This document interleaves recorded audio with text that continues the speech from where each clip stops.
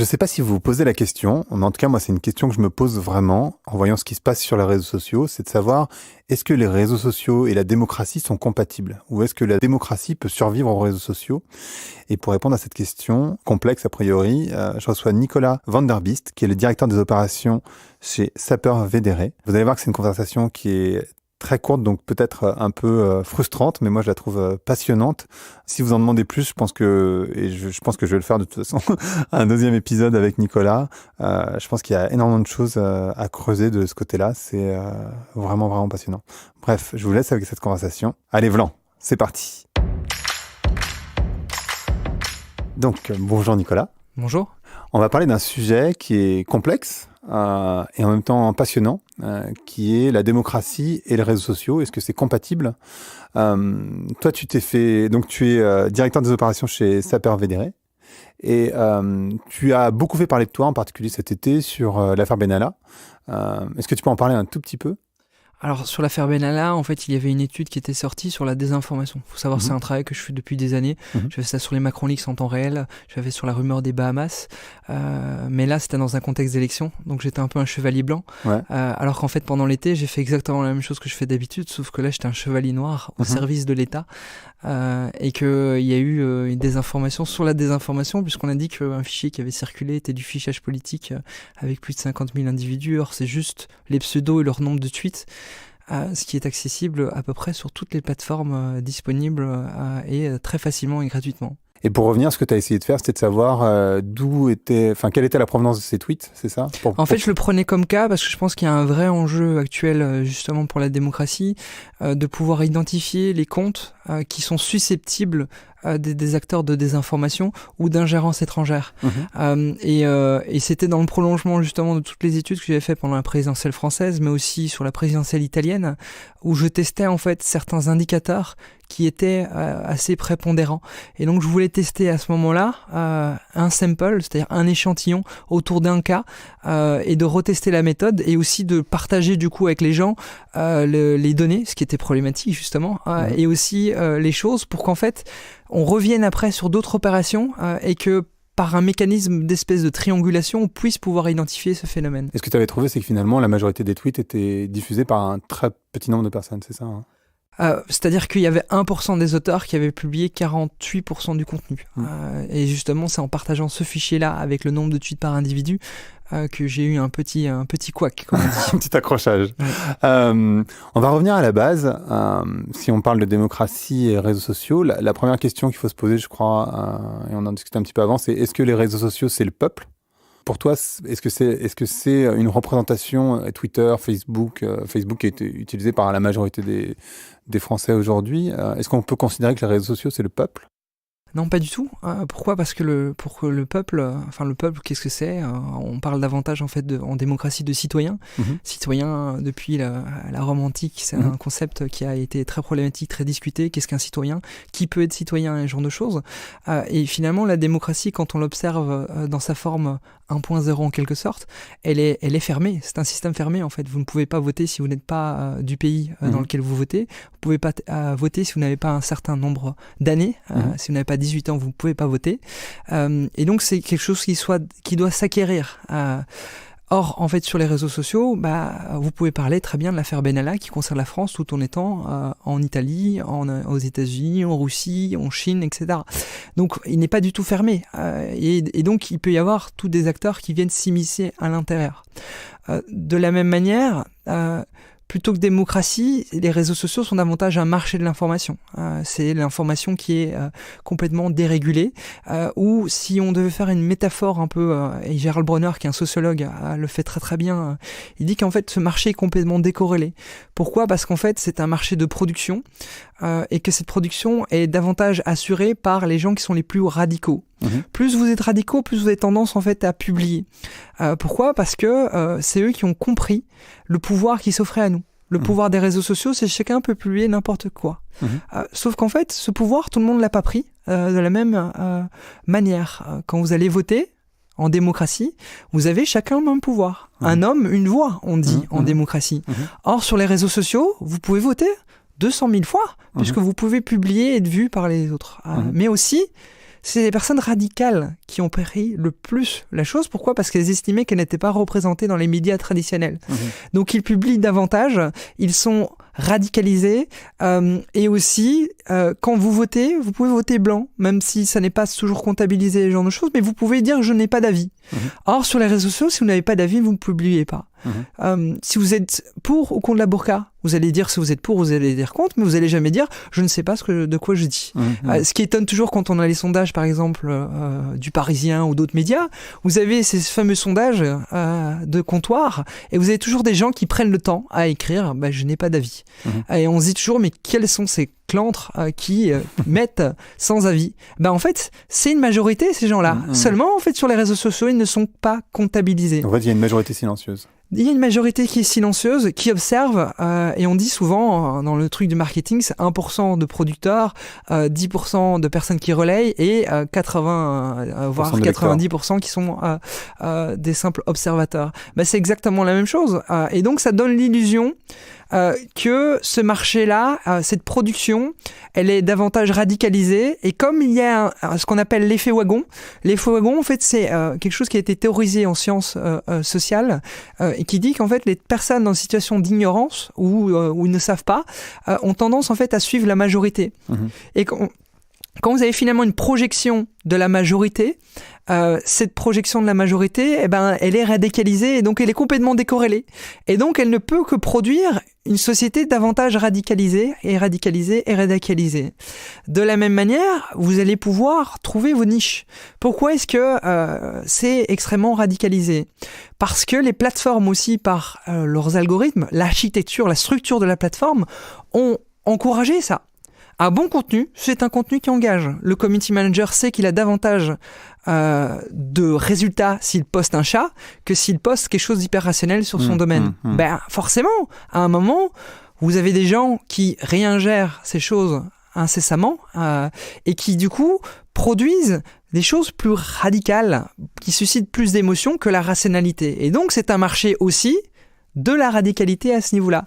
Donc s'il faut reprendre la question de départ, non, ça n'est pas le peuple parce que 1, ça n'est pas représentatif, 2, on ne peut avoir une opinion que si on en a une, 3, ces personnes-là ont plus de résultats si elles sont radicales, donc sont poussées à être plus radicales, les algorithmes les push davantage, et enfin, un truc qu'on n'a pas encore abordé, mais le fait que finalement, ceux qui se sont structurés dans des communautés sont ceux qui ne trouvaient pas ce qui leur plaisait dans les médias traditionnels. Mais c'est pas forcément, on va dire, simplement le fait que j'aime pas ce que dit Le Monde ou autre, mais vous êtes fan de cheval, vous adorez les chevaux, mais vous n'avez pas trouvé une rubrique cheval dans Le Monde, mais sur les réseaux sociaux, vous pouvez le trouver. Et vous allez trouver des gens qui aiment les chevaux comme vous. Et donc, vous allez petit à petit les suivre, et petit à petit, vous allez former des communautés. Et du coup, vous ne verrez plus que des chevaux. Et donc, ça, c'est la dernière chose, c'est que votre idée n'est plus un vivre ensemble. C'est une communauté qui est propre à vous. Et donc, on n'a plus les mêmes marqueurs informationnels. Et c'est ce qui joue énormément sur les réseaux sociaux et c'est dont se servent les ingérences étrangères, c'est jouer sur le cadrage des événements. C'est pas tant la désinformation et les fake news qui est problématique dans le monde actuel et les réseaux sociaux, c'est le cadrage de l'information en tant que telle. Une information est vraie, c'est un fait, mais c'est la façon dont vous allez voir la paire de lunettes que vous allez apposer devant qui est différente.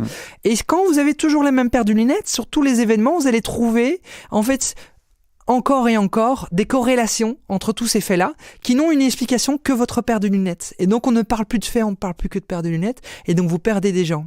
C'est tout ça qui a fait qu'en fait, les réseaux sociaux aujourd'hui ne sont pas une représentation du peuple en tant que tel. Et d'ailleurs, j'avais traité le sujet avec Guy-Philippe Goldstein dans un épisode précédent sur la manipulation des émotions sur Facebook. Ils ont été épinglés là par un rapport anglo-saxon. Ils ont été dénommés les gangsters de la démocratie, je crois, si je me souviens bien, qui est sorti cette semaine, hier. Toi, tu penses quoi de ce rapport ? Est-ce que vraiment...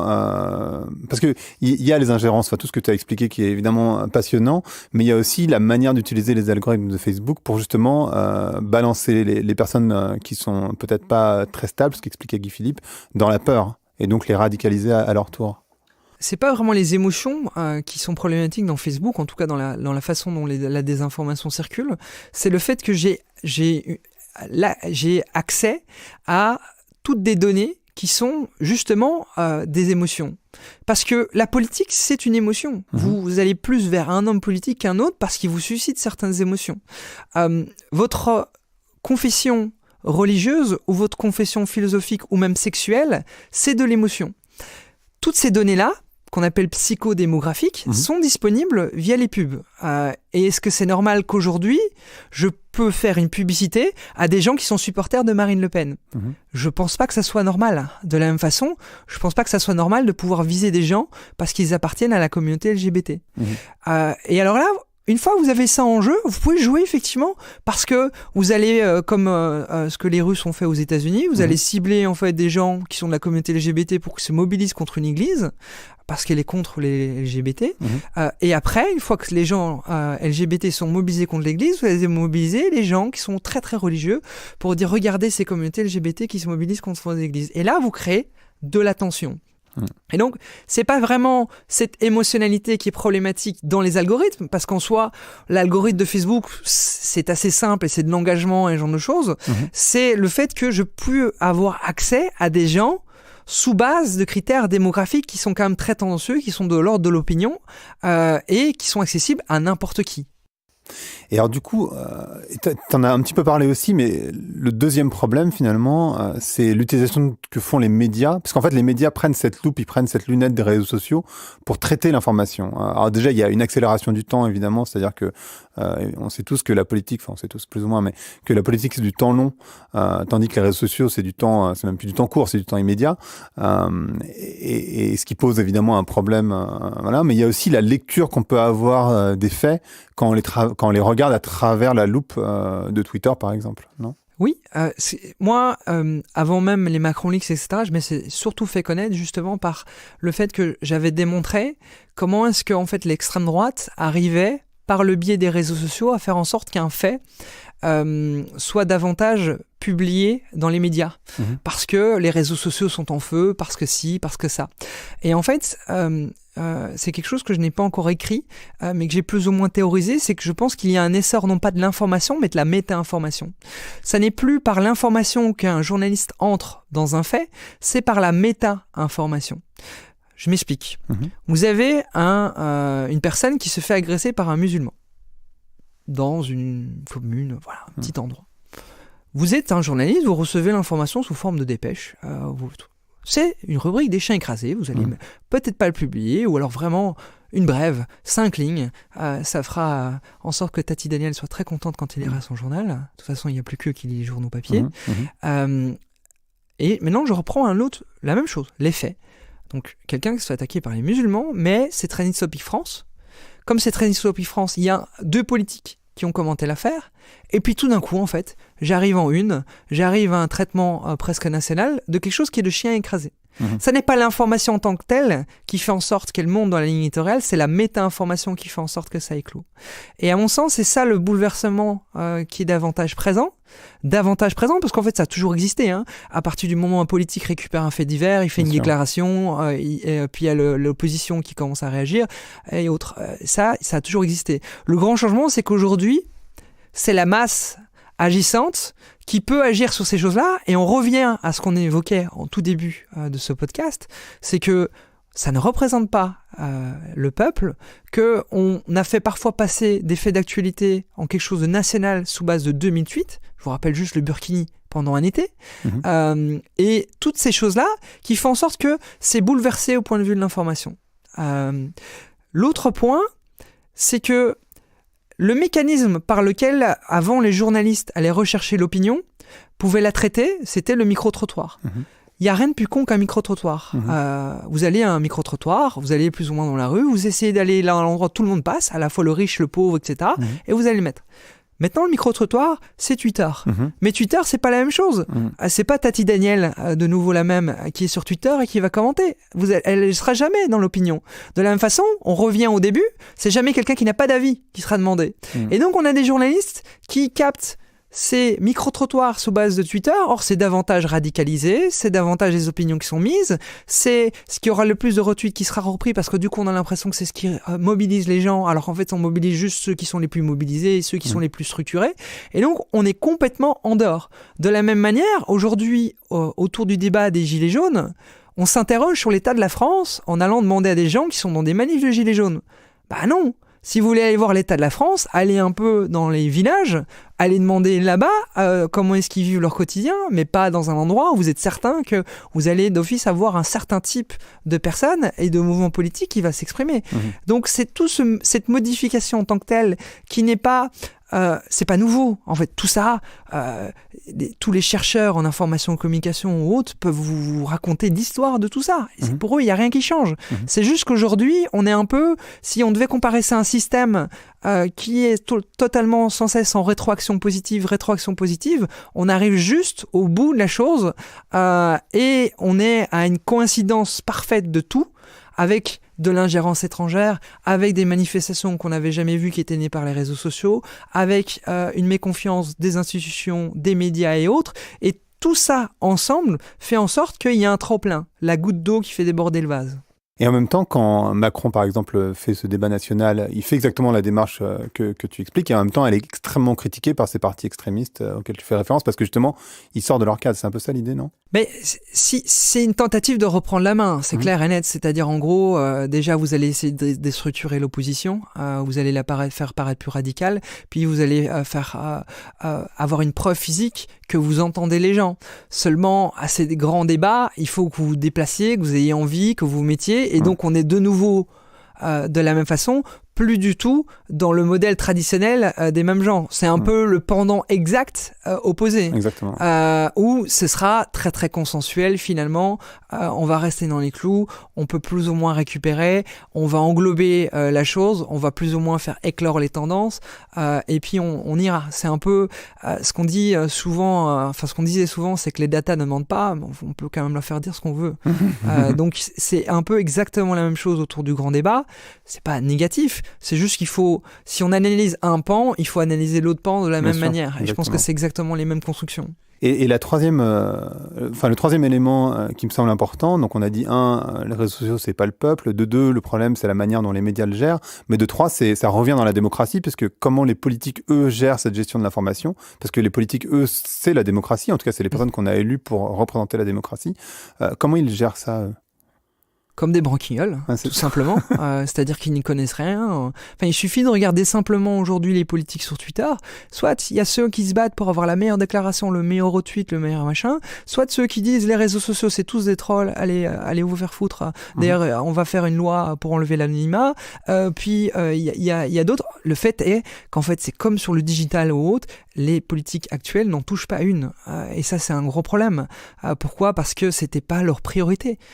Et aujourd'hui, on a tout un pan technique qui s'est créé, mais ces pans techniques ne sont pas enseignés, inculqués dans les formations habituelles. Pourquoi ? Parce que généralement, ceux qui font cours de digital, je suis désolé, mais ils n'ont aucun retour là-dessus. La plupart, dans les grandes écoles de commerce et autres, ce n'est pas des chercheurs qui recherchent vraiment les choses et qui posent les faits, c'est plutôt des gens qui ont profité de l'essor et du surf sur le digital, qui se sont fait connaître parce qu'ils ont des followers, mais qui n'ont pas tellement de culture numérique, ou qu'en tout cas qui peuvent expliquer clairement à un politique pourquoi est-ce qu'il doit être sur les réseaux sociaux, qu'est-ce qu'il doit écouter, qu'est-ce qu'il ne doit pas écouter, ce genre de choses.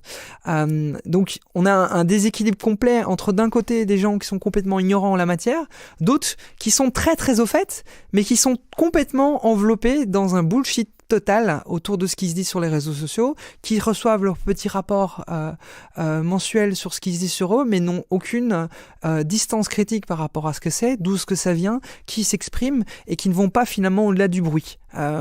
Si aujourd'hui vous êtes un politique et vous ne comptez que sur Twitter, vous n'aurez jamais aucune voix pour vous. Parce que ça ne représente absolument rien. Y a des gens comme ça qui ont pris ce biais-là et qui n'ont eu aucun résultat, alors qu'ils étaient très bons sur Twitter. Et alors, ce podcast s'appelle Vlan.